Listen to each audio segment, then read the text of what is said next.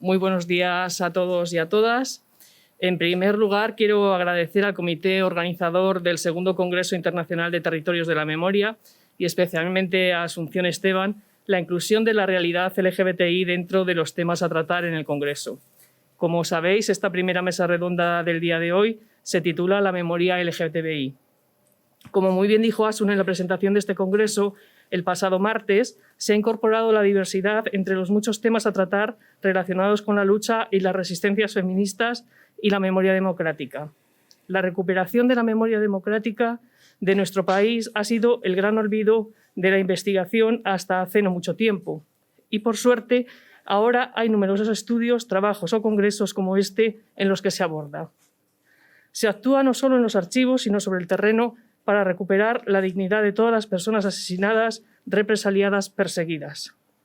Y entre esas personas también había gays, lesbianas, transexuales, personas con diversidad sexual y de género que sufrieron desde diversos ámbitos esa represión, ya fuera familiar, ya fuera en cárceles, en campos de trabajo, en definitiva, en una sociedad hostil y represiva a partes iguales. Así pues, un especial agradecimiento por organizar esta mesa redonda sobre memoria LGTBI, que espero sea un punto de partida para recuperar el testimonio y las vivencias de muchas personas perseguidas por amar y expresarse con libertad. O al menos intentarlo. En futuras ediciones del Congreso o en otras actividades de Territorios de la Memoria espero que se repitan estos temas. Nunca es tarde para empezar a recuperar la memoria, aunque el hecho de hacerlo ahora implique haber perdido muchas posibilidades de acceder a testimonios vivos, a documentación perdida. Y en ese sentido, tal como concluye Antonio Rafael Fernández Paradas, del Departamento de Didáctica de las Ciencias Sociales de la Universidad de Granada, en su artículo del pasado año, Patrimonio y Memoria LGTBI en las leyes autonómicas de España, algunas de las leyes autonómicas que han ido promulgándose en los últimos años, desde el 2014 y 2015, sobre la igualdad y los derechos de las personas LGTBI, contemplan explícitamente en su articulado la puesta en marcha de centros de documentación LGTBI. Lo proponen, por ejemplo, las leyes de Valencia, Andalucía, Madrid y Extremadura, aunque del mismo modo él ha constatado en su investigación que en ninguna de ellas, en ninguna de estas comunidades autónomas, a pesar de estar legislado, se han creado aún este tipo de organismos a día de hoy. Otras comunidades autónomas no contemplan estos centros de documentación, pero sí medidas de cultura inclusiva, presencia de libros de temática LGTBI en las bibliotecas, etcétera, etcétera. Hago un inciso para denunciar que a día de hoy esta legislación sobre derechos LGTBI en las comunidades autónomas no ha llegado a la nuestra, a Castilla y León. Tampoco a Asturias, Cantabria, Castilla-La Mancha, La Rioja, aunque algunas están en proceso. En la investigación del profesor Fernández Paradas también ha podido constatar que en ninguna de las leyes de patrimonio, la nacional o las autonómicas, se realiza mención alguna al patrimonio y memoria LGTBI, ni en general a los homosexuales, lesbianas, transexuales, y también ha podido constatar que ninguna de estas leyes, al no existir el patrimonio LGTBI en su articulado, establecen conexiones con las leyes de memoria histórica. Resumiendo, la recuperación de la memoria LGTBI tiene mucho camino por delante, aunque ya se esté investigando y realizando trabajos en este sentido, como los que nos expondrán en sus ponencias hoy Raquel Osborne y Rafael Mérida, nuestros ponentes de la mesa. Por otra parte, tenemos que recordar que durante el franquismo existieron cárceles y campos de trabajo en los que se privó de libertad a muchas personas por su orientación sexual e identidad de género. Se calcula que fueron alrededor de 4.000 o 5.000 personas las detenidas por estos motivos, muchas de ellas recluidas en la cárcel de Badajoz para los homosexuales pasivos y la cárcel de Huelva para los activos, así como en la colonia agrícola penitenciaria de Tecía en Fuerteventura, en la que entre 1955 y 1966 un centenar de presos sufrieron todo tipo de vejaciones y torturas y, como algún superviviente ha contado, en este caso Octavio García, esas colonias agrícolas eran verdaderos campos de concentración. Y si en estas cárceles, en esos campos, se recluía a hombres homosexuales, ¿qué pasaba con las mujeres lesbianas? Se ha dicho muchas veces que las mujeres pasaban más desapercibidas por ese estereotipo social de que las mujeres que vivían juntas eran amigas, solteras, solteronas, que no tenían otra opción en la vida. Y en ese sentido he recordado la lectura del libro Su cuerpo era su gozo, libro de la activista LGTBI Beatriz Gimeno.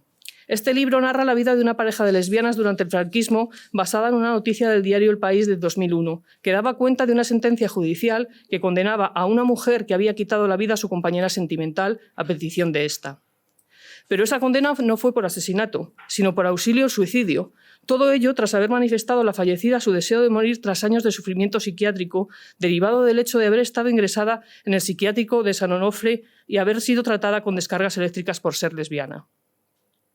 Historia que asimismo refleja la película Electroshock de 2006, dirigida por Juan Carlos Claver y con guión del propio realizador y de Agustín Madariaga, que cuenta también una historia de dos mujeres basada en hechos reales. En este caso, sufrieron discriminación laboral y social los últimos años del régimen franquista por su condición sexual, hasta el punto de que una de ellas fue ingresada en un manicomio. Es decir, las mujeres eran tratadas como enfermas mentales y, a pesar de pasar desapercibidas en cierto modo por su lesbianismo, cuando eran detectadas o su familia incluso era la que las llevaba ante las autoridades, eran tratadas a través de estos procesos psiquiátricos. Precisamente el cine es otro campo para la investigación y ya hay algunos autores que han analizado y estudiado la representación de las minorías sexuales en la historia del cine y, en el caso español, en el cine de la época franquista. En este sentido, la periodista y escritora Valeria Vegas, en 2019, ha publicado el ensayo Vestidas de azul, análisis social y cinematográfico de la mujer transexual en los años de la transición española, tomando el título del primer documental español protagonizado por 6 mujeres transexuales, dirigido en 1983 por Antonio Jiménez Rico. También alguno de nuestros ponentes creo que puede hacer referencia al tema cinematográfico entre los muchos estudios que ha realizado. Y entre todos los trabajos e investigaciones que recogen esa memoria histórica LGTBI, quiero destacar, por lo que me toca como activista y representante de Fundación Triángulo, la labor de las organizaciones y entidades LGTBI españolas. Activismo incipiente hecho público en la primera manifestación del orgullo en 1977 en Barcelona, y que se fue construyendo de la mano del movimiento feminista, en muchos casos impulsando acciones reivindicativas las propias personas trans, siempre olvidadas en el imaginario LGTBI, y que a día de hoy siguen sin ver garantizados sus derechos convenientemente, a pesar de la existencia de algunas leyes autonómicas, aspecto de plena actualidad con el encendido debate suscitado en torno a la llamada ley trans estatal y la controversia en torno a algunas de sus reivindicaciones, como pueden ser la autodeterminación de género y la total y real despatologización de la transexualidad. En relación con el activismo LGTBI, tenemos el ejemplo de la serie documental Nosotros Somos, dirigida por César Vallejo, que emitió Televisión Española en 2018, y que además fue galardonada con el Premio Rey de España de Periodismo Cultural y Desarrollo Social que convoca la Agencia Española de Cooperación Internacional para el Desarrollo, AECID, y la Agencia EFE. Una serie que nació para recuperar y vindicar la memoria histórica del colectivo LGTBI en España, población que ha estado absolutamente invisibilizada, según los autores, en los medios de comunicación hasta no hace mucho tiempo. Esta serie documental está disponible en la web de Radio Televisión Española. Como vemos, ya hay trabajo de memoria LGTBI en marcha y debemos profundizar en la recopilación y preservación de todo este material, tarea a la que han contribuido de manera significativa los ponentes de la mesa que vamos a comenzar ahora. En primer lugar, voy a presentaros a Rafael Manuel Mérida Jiménez, que es doctor en Filología Hispánica y profesor de Literatura Española y Estudios de Género en la Universidad de Lleida. Sus trabajos abordan un amplio grupo de temas, tradiciones y obras de las culturas ibéricas e hispanoamericanas, desde la Edad Media hasta el presente. Entre sus ediciones vinculadas a los estudios de género deben citarse los volúmenes Sexualidades transgresoras, de 2002, Manifiestos gays, lesbianos y queer, de 2009, Minorías sexuales en España, de 2013, Masculinidades disidentes, del 2016, o de Vidas y Virus, de 2019. Entre sus monografías se encuentra Transbarcelonas, Cultura, Género y Sexualidad en la España del siglo XX, editado en 2016. En la actualidad es investigador principal del proyecto Memorias de las masculinidades disidentes en España e Hispanoamérica. A su juicio, lo personal es político y académico. Él nos va a hablar de las memorias literarias de la disidencia sexual en España. Muchas gracias Manuel, y te damos la palabra.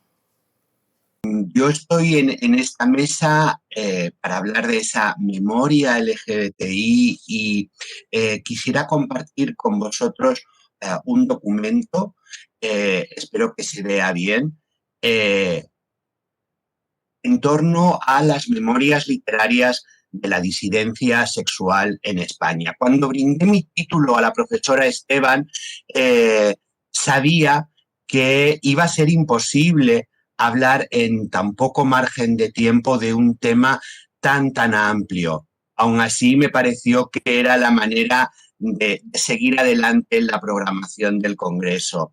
Cuando empecé a preparar mi comunicación, me di cuenta de que debía acotar si no quería que se convirtiera en un enorme cajón desastre. Y eso es lo que he hecho. Y lo he hecho al hilo de mi propia investigación. Cuando uno empieza a investigar sobre las memorias de la literarias o incluso no literarias de la disidencia sexual en España, se encuentra con materiales muy diversos, algunos de los cuales os traigo aquí. Por ejemplo, en relación a la memoria lésbica nos encontramos con textos netamente autobiográficos como Así es, de Victorina Durán, o textos como Oculto Sendero, de Elena Fortún, que si bien es una novela, bien tiene, según la crítica, claros elementos autobiográficos. Puesto también disponemos de epistolarios, que son piezas indispensables para conocer el día a día y la intimidad. Aquí he empezado únicamente El camino es nuestro, de Elena Fortún también, y Matilde Ras. Puesto también tenemos piezas narrativas de muy diverso pelaje, por decirlo de alguna manera coloquial, como los que recopilaron Inma Pertusa y Nancy Bosburg en Un deseo propio. En este sentido, podemos constatar que los estudios sobre la literatura lésbica española del siglo XX empiezan a ser abundantes, como por ejemplo este conjunto que os he traído aquí. Hay muchos más. Desde textos en lengua inglesa hay que destacar que desde la Academia Anglosajona se ha incidido mucho en esta cuestión, así los trabajos de Nancy Bosburg o de Jill Robbins, pero también desde España con los trabajos de Angie Simonis, de Mary Torras y de tantas otras. Existe, por consiguiente, unos estudios paulatinamente más importantes sobre esa realidad que no se concentra en la memoria en el sentido autobiográfica, sino en la literatura en general. Lo mismo podría decirse sobre la memoria gay. Aquí os pongo también unos ejemplos para que veáis diversas tipologías de diarios, memorias, crónicas, como los textos de Juan Bernier, Jaime Gil de Viedma, Terenci Moix o Nazario. Afortunadamente, la producción empieza a publicarse, porque esa es otra cuestión. Muchos de estos textos todavía son inéditos y no podemos acceder a ellos, de tal manera que, al igual que sucede con los estudios sobre literatura lésbica española, podemos constatar que existe un importante volumen de estudios en torno al tema. Yo solamente aquí os presento dos, habría muchos más, como el caso de los estudios sobre la literatura lésbica, son los casos de Sodoma Chueca de Alberto Mire, de Escrituras torcidas de Alfredo Martínez Espósito. En relación con la memoria trans, también disponemos de un número importante de textos muy diferentes, como puedan ser la autobiografía de Dolly Van Doll, estrella del Music Hall, titulado De niño a mujer, el recuento novelesco pero profundamente autobiográfico de Norma Mejía en Lorena mi amor, o las más recientes crónicas de Paul B. Preciado. Sin embargo, es cierto que como digo, cuantitativamente tenemos un número menor de textos trans, y es por ese motivo por el que he pensado que tal vez para acotar mi intervención podría ser interesante incidir en este ámbito menos explorado por la crítica, para así poder aportar no solo un estado de la cuestión, sino unas reflexiones tal vez, ojalá sea así, más novedosas. Quisiera partir de una constatación realizada por Lucas Platero y María Rosón en un trabajo sobre la posibilidad de establecer una genealogía trans en la España del siglo XX, y ellos comentan lo siguiente, y leo esta cita. Como se evidencia a lo largo de la investigación de Vázquez y Cleminson, aluden a la monografía de Francisco Vázquez García y Richard Cleminson, para acercarse a las vidas de las personas que desafiaron las normas de género, las principales fuentes son las jurídicas, teológicas o médicas. Es decir, generalmente son fuentes producidas por el poder y tienen que ver con el control y la coerción. Este problema con las fuentes sería un lugar común con relación a la historia de la subalternidad.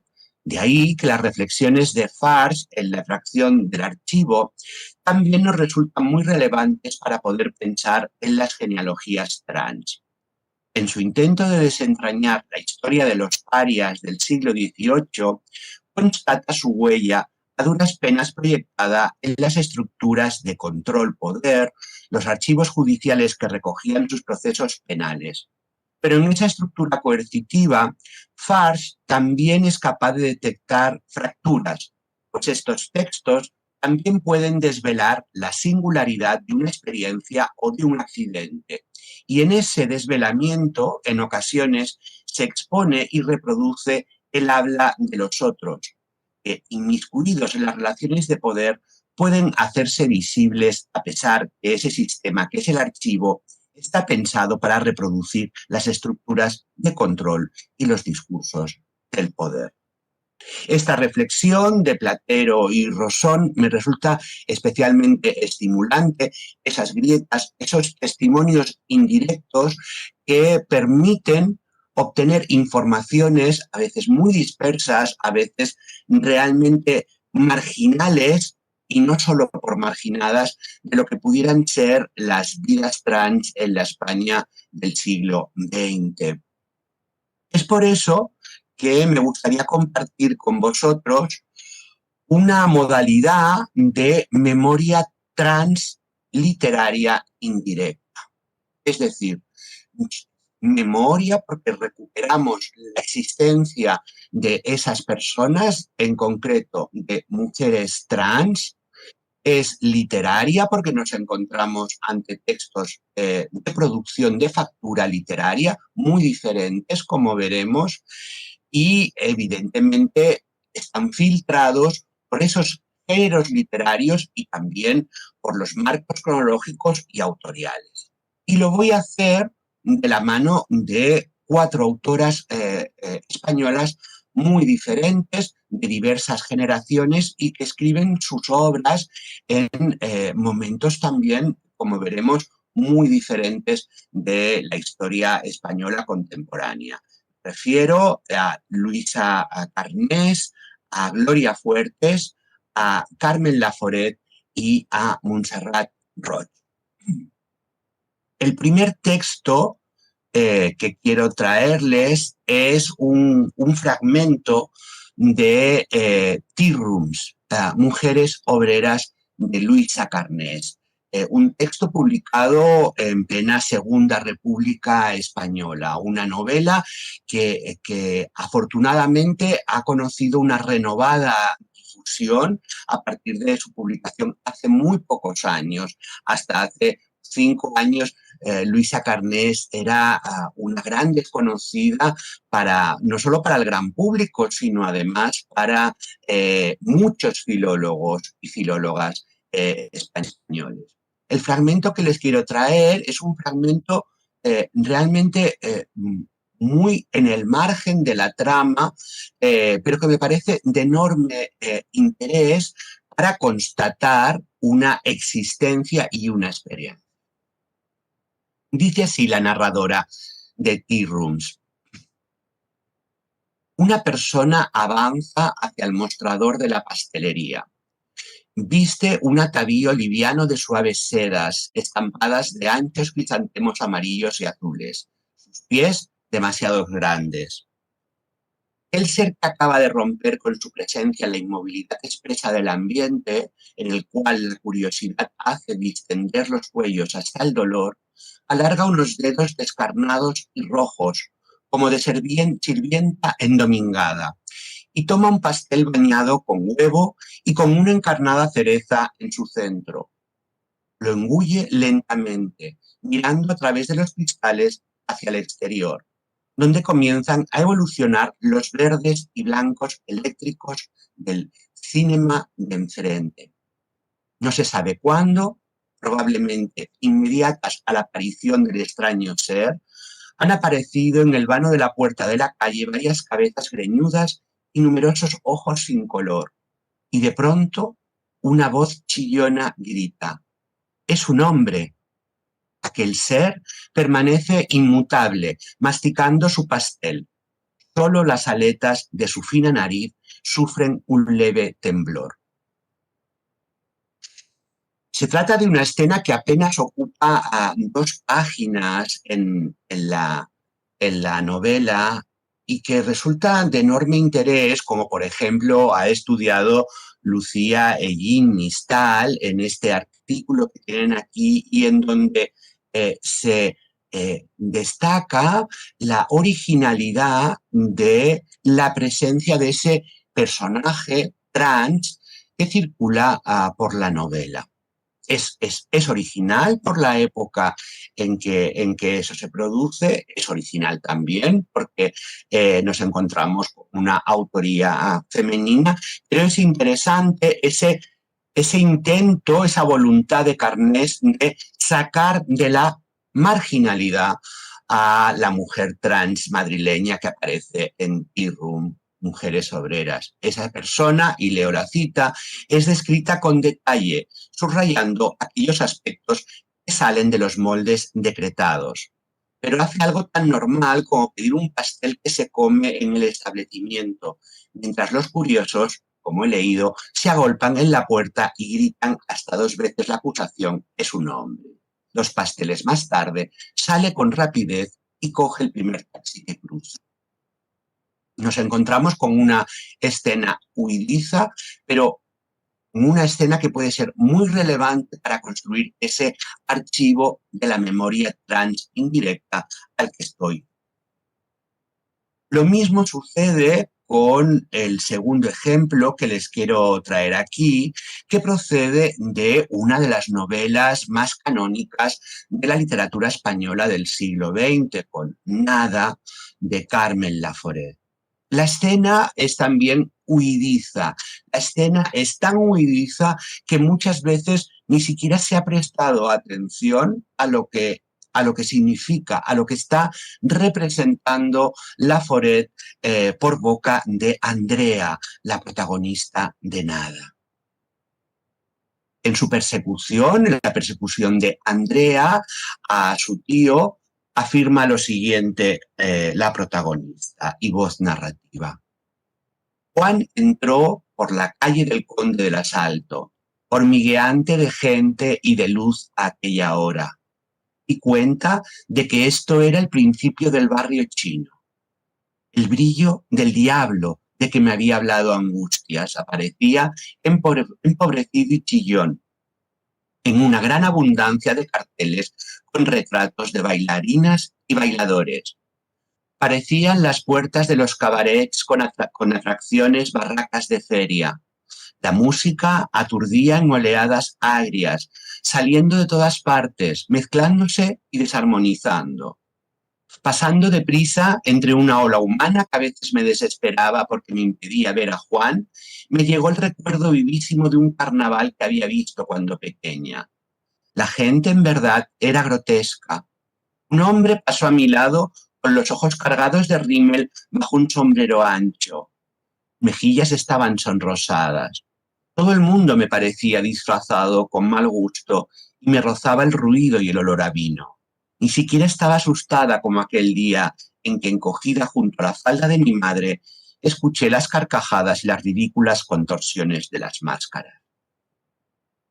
Este fragmento ha pasado muy desapercibido porque evidentemente el personaje aparece innominado como en la novela Tea Room de Luisa Carnés, y porque realmente nos encontramos ante simplemente una frase, aquella de un hombre pasó a mi lado con los ojos cargados de rímel bajo un sombrero ancho y con mejillas sonrosadas, que nos está planteando en definitiva la entrada, ese descenso a los infiernos que quiere mostrar Laforet que sufre su protagonista.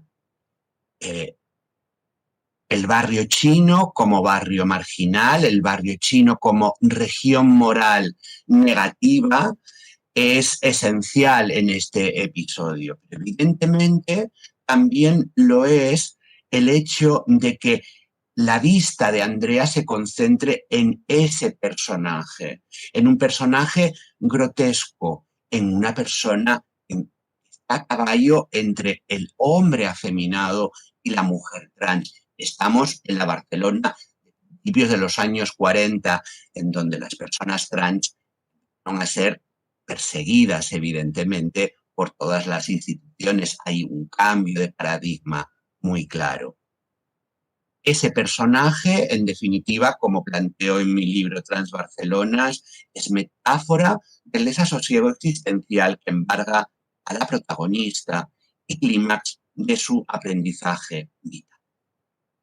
Nos encontramos, por consiguiente, con dos escenas menores, con dos escenas que realmente nos explican, nos dan cuenta de una existencia, aunque sea de una manera muy, muy tangencial. Tea Rooms de Luisa Carnés y Nada de Carmen Laforet, separadas apenas por una década, 1934-1945, son dos novelas que iluminan la cara y la cruz de una memoria indirecta. Carnés introduce una breve escena en donde la mujer trans no aparece estigmatizada ni por la voz narrativa ni por los protagonistas. Eso es muy relevante porque a lo largo de la novela se ofrecen críticas negativas explícitas tanto por parte de la voz narrativa como de las protagonistas de esa cafetería, de ese tea room. Y a mi juicio refleja la ideología subyacente de la autora de Carnés en los inicios de la Segunda República. Claro, la situación de Carmen Laforet es otra, y por ello introduce lo que podríamos denominar un personaje abyecto que sirve como metáfora, en clara correspondencia con el marco represivo recién instaurado en España tras la Guerra Civil. En ambos casos, los fragmentos brindan esos testimonios a los que me refiero. El espacio de la memoria transfemenina es público. Fíjense, en un caso una cafetería madrileña, en otro caso una calle barcelonesa. E implícitamente las descripciones sirven para presentar al personaje y la reacción que provoca en su entorno. La reacción que evidentemente se está dirigiendo hacia la estigmatización, hacia la condena, y que apela, por supuesto, a los lectores. Esta es la situación en ese contexto de la narrativa de los años 30-40, de los años de la Segunda República al inicio de la posguerra. Voy a dar un salto en el tiempo y me voy a ir a otra época también muy relevante de transición, si me permiten la palabra. Los primeros textos teníamos la transición entre Segunda República, dictadura franquista. A continuación vamos a ver dos textos que se gestan a finales de los años 70, años 80. El primero de ellos procede de Tiempo de mujer, que es una compilación, de hecho la primera compilación de textos periodísticos en castellano de quien podemos considerar una de las mejores novelistas y periodistas en lengua castellana y también en lengua catalana, por supuestísimo, como fue Montserrat Roig. Este volumen es un volumen en donde ella, como digo, reúne ensayos de muy diversa factura y de muy diverso origen, desde conferencias hasta entrevistas. Por este tapiz en que se convierte Tiempo de mujer, aparecen, por ejemplo, desde la bella Dorita, Simone de Beauvoir o Dolores Ibárruri, la pasionaria. Pero Montserrat Roig, a la altura de 1980, introduce también un capítulo en torno a las mujeres trans. Reflexiona, las entrevista y ofrece su testimonio. Aquí sí que tenemos el testimonio directo, filtrado por la escritura de Roig, de dos voces femeninas trans. Y dice una de ellas, Samantha, que se llama así: es esto lo que pretendo, eliminar todo lo que sea disfraz, las plumas y las lentejuelas. Una Bibi Andersson no ayuda, es tan artificial como Tania Doris. Yo quiero ser una chica cualquiera, por eso canto rock. Sé que no soy genial en todo lo que hago, puedo no cantar bien, pero es que no quiero ser la mejor, sino hacerlo, como una mujer que quiere ser piloto de aviación. Se le exige que sea 5 veces mejor que un hombre. A una mujer, como a un travesti, no se le perdona la mediocridad. Este primer testimonio de Samantha es el de una mujer trans que se dedica al mundo del espectáculo, que fue uno de los espacios más comunes de trabajo para las mujeres trans en aquellos momentos. El caso segundo, el de Katy, es diferente. No es una mujer trans que se dedique al mundo del espectáculo, sino a la prostitución. Y le afirma a Montserrat Roig, me dicen, ¿por qué vas de mujer? ¿Por qué te pones pechos? Yo les digo que siempre me he considerado mujer. Yo ya me consideraba antes femenino. Si no iba como yo era, lo hacía por la familia. Conozco a mariquitas que trabajan en una fábrica y esperan ansiosos el día de carnaval para vestirse como una mujer. Yo lo hago todo el año. Ahora me siento más feliz que antes. La inclusión de estas páginas en Tiempo de mujer merecen especial atención, a mi entender, en la medida en que ensancharon los límites del discurso feminista español durante el periodo de la transición y lo abrieron a nuevas realidades, como la reflexión sobre las masculinidades y sobre las mujeres trans.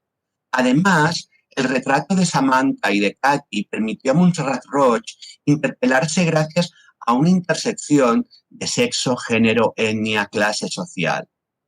A pesar de su modesta aparición en el recorrido trazado en este volumen, tal vez pueda considerarse uno de los más tempranos intentos feministas de visibilización de la realidad de las mujeres trans en la España democrática de principios de la transición, con T mayúsculo.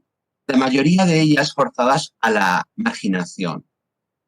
No cabría desdeñar, por último, que la recuperación de sus voces nos permite acceder a los testimonios de unos cuerpos marginados, desterrados de nuestra sociedad, en palabras de Roig, que fueron desapareciendo de la memoria colectiva en aras de un cierto consenso político. Y ya tenemos la voz directa de las personas trans, de las mujeres trans, aquí evidentemente filtrada por la voz autorial. Tenemos a mujeres trans con nombre. Lo mismo en el último ejemplo que les quiero presentar. Se trata de un texto de factura muy diferente. Hemos visto dos textos novelísticos, Farnés y Laforet, hemos visto un texto periodístico, pero bañado de literatura, como no podía ser menos viniendo de Montserrat Roig.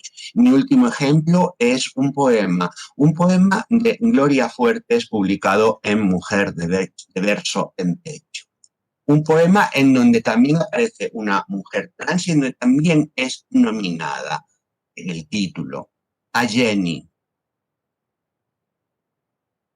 Dice Fuertes: nadie le ayudó, pero él se hizo mujer. Cantar cantaba, era la preferida de los hombres del nightclub. Me dijo: en toda mi vida solo he leído un libro, el tuyo. Entonces le acaricié de verdad pechos de mentira. Fijaos en que de nuevo Gloria Fuertes introduce ese testimonio, esa voz en primera persona de Jenny, de la manera más cariñosa y de la manera más empática que Gloria Fuertes pudo hacer. No es el único caso. De la mano de Elena Castro podemos recordar que en otros poemas Gloria Fuertes juega con la ambigüedad sexual de los travestis y de la sujeto poética, convirtiendo en inestables las categorías sexuales y hacerlo denunciando la necesidad de reglamentar el sexo mediante discursos útiles y públicos. Así, por ejemplo, en A Jenny, la persona poética de Gloria Fuertes dialoga con una travesti a la que ella acaricia de verdad sus pechos de mentira. Y en otro poema titulado Mis amigas los hombres, la travesti operada la confunde con un hombre. En ambos ejemplos, discurso e identidad quedan ligados al exponer también como inestable el lenguaje. ¿Qué nos exponen estos dos textos tan diferentes y tan cercanos en el tiempo de una Roig y de una Fuertes? Pues que en la Barcelona de finales de los años 70, Montserrat Roig entrevistó a varias mujeres trans para un reportaje periodístico que acabaré incluyendo en este volumen y que es muy interesante como constatación de que se trata de un libro en donde también incluye artículos sobre Beauvoir o Ibaruri, como os comentaba. La aparente heterodoxia de Roig no es tal, sino que debemos destacar cómo a la altura de 1980 se anticipaban cuestiones en torno a la interseccionalidad desde una perspectiva feminista. El feminismo de Gloria Fuertes en los versos de Mujer de verso en pecho se modela y modula desde un hilo poético que participa de la misma empatía de Roig. Ambas brindan retratos de mujeres trans desde géneros literarios antitéticos, pero que confirman un común denominador: su rescate de la marginalidad patriarcal a las que las personas trans seguían condenadas en el último cuarto del siglo XX. Ambas autoras, a mi juicio, suponen excelentes fuentes para la reconstrucción de una memoria trans indirecta.